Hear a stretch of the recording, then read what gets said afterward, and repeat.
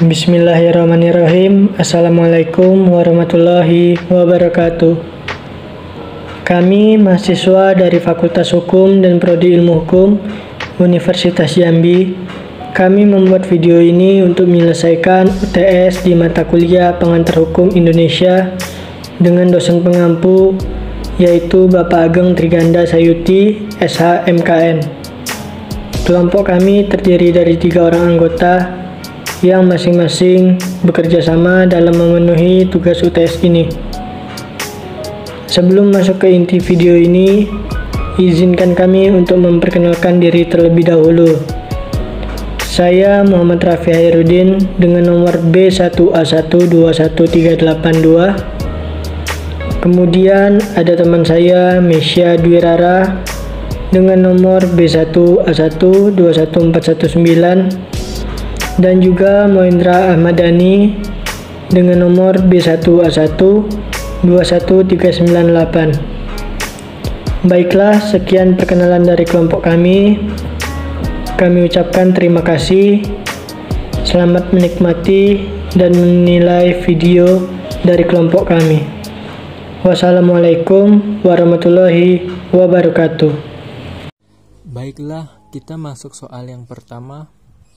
Jelaskan definisi hukum dari 3 ahli hukum yang berbeda. Sebutkan nama ahlinya dan referensinya.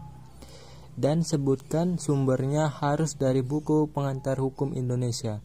Bukunya bebas karangan siapa saja. Pengertian hukum menurut para ahli.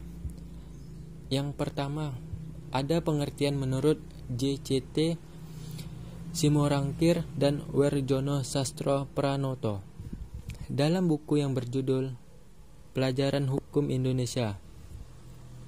Hukum ialah peraturan-peraturan yang bersifat memaksa yang menentukan tingkah laku manusia dalam lingkungan masyarakat yang dibuat oleh badan-badan resmi yang berwajib.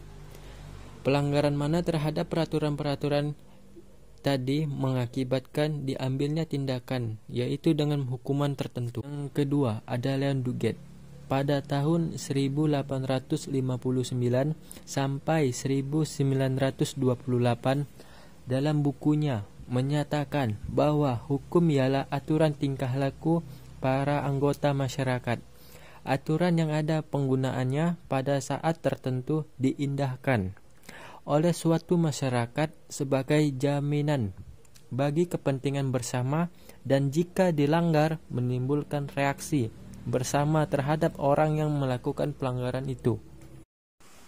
Yang ketiga, ada menurut Immanuel Kant pada tahun 1724 sampai 1804 dalam bukunya menyatakan bahwa hukum ialah keseluruhan syarat-syarat yang dengan ini hendak bebas dari orang yang satu dapat menyesuaikan diri dengan kehendak bebas dari orang lain, menuruti peraturan hukum tentang kemerdekaan. Untuk nomor 2 akan dijelaskan oleh teman saya yang bernama Mesya. Sekarang kita akan ngebahas soal nomor 2. Di sini soalnya jelaskan perbedaan pengantar hukum Indonesia dan pengantar ilmu hukum. Jawabannya, jika objek pengantar hukum Indonesia adalah peraturan-peraturan hukum yang sedang berlaku di Indonesia saat ini, atau biasa disebut hukum positif Indonesia, maka pengantar ilmu hukum mencakup hukum pada umumnya dan tidak terbatas pada tempat dan waktu. Artinya, cakupannya tuh lebih luas dan umum. Dan juga pengantar hukum Indonesia merupakan pengantar untuk memahami arti hukum, permasalahan di bidang hukum, asas-asas hukum, maupun memberikan gambaran atau dasar mengenai sendi-sendi utama dari hukum itu sendiri. Baiklah, kali ini saya akan menjawab soal nomor 3.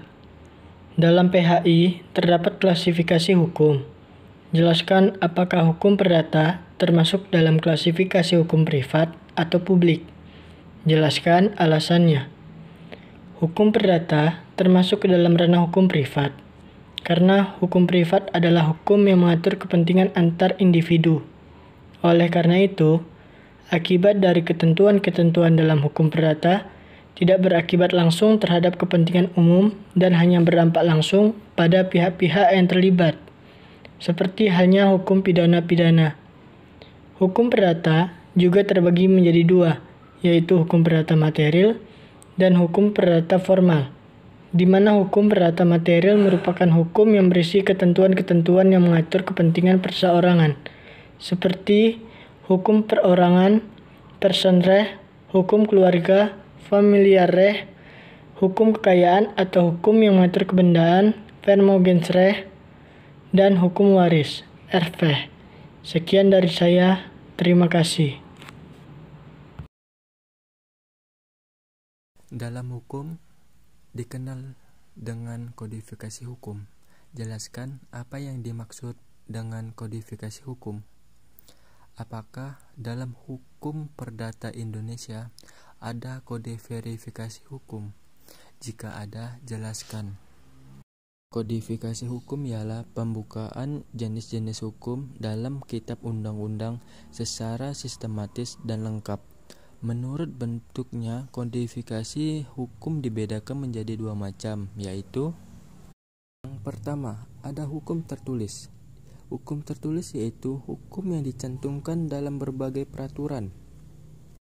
Yang kedua, ada hukum tak tertulis, yaitu hukum yang masih hidup dalam keyakinan masyarakat, tetapi tidak tertulis, namun berlakunya ditaati seperti suatu peraturan perundangan, atau disebut juga hukum kebiasaan. Hukum tertulis ada yang sudah dikodifikasikan dan ada yang belum dikodifikasikan.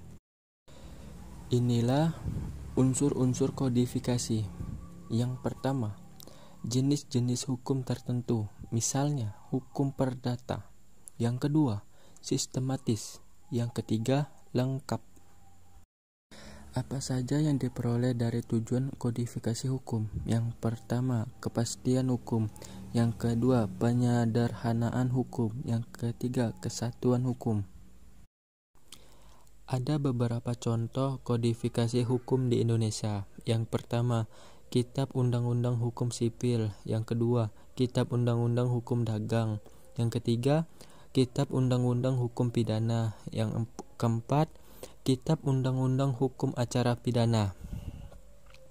Setelah anggota kelompok kami mencari sumber-sumber di internet, kami tidak menemukan kode verifikasi hukum perdata. Kami bertiga akan menjawab soal nomor 5 dan merupakan soal yang terakhir. Jelaskan alasan Anda berkuliah di Fakultas Hukum serta cita-cita Anda setelah menjadi sarjana hukum. Akan saya jawab terlebih dahulu. Nama saya Muhammad Rafi Hairudin. Alasan saya memilih masuk ke Fakultas Hukum karena saya ingin mempelajari hukum secara luas dan mendalam, dan juga merupakan jalan menuju cita-cita saya menjadi seorang jaksa. Baiklah, saya akan menjawab soal nomor 5. Nama saya Moendra Acamadani. Alasan saya mengambil jurusan ilmu hukum. Yang pertama, saya ingin mempelajari tentang ilmu hukum secara luas. Yang kedua, berkaitan dengan perencanaan saya ke depan yang memang harus memiliki dasar pengetahuan hukum dan lebih memahami dasar ilmu hukum tersebut. Cita-cita saya ingin menjadi hakim atau jaksa. Baiklah, saya Mesya Diwirara akan menjawab pertanyaan soal nomor 5. Alasan saya mengambil Fakultas Hukum karena saya tertarik di bidang hukum dan ingin mempelajari hukum lebih dalam lagi, serta hukum berkaitan dengan cita-cita saya yaitu jaksa atau notaris. Baiklah, terima kasih untuk teman-teman yang sudah menonton video ini, dan terima kasih juga untuk dosen yang menilai tugas UTS dari kelompok kami. Kami ucapkan terima kasih. Wassalamualaikum warahmatullahi wabarakatuh.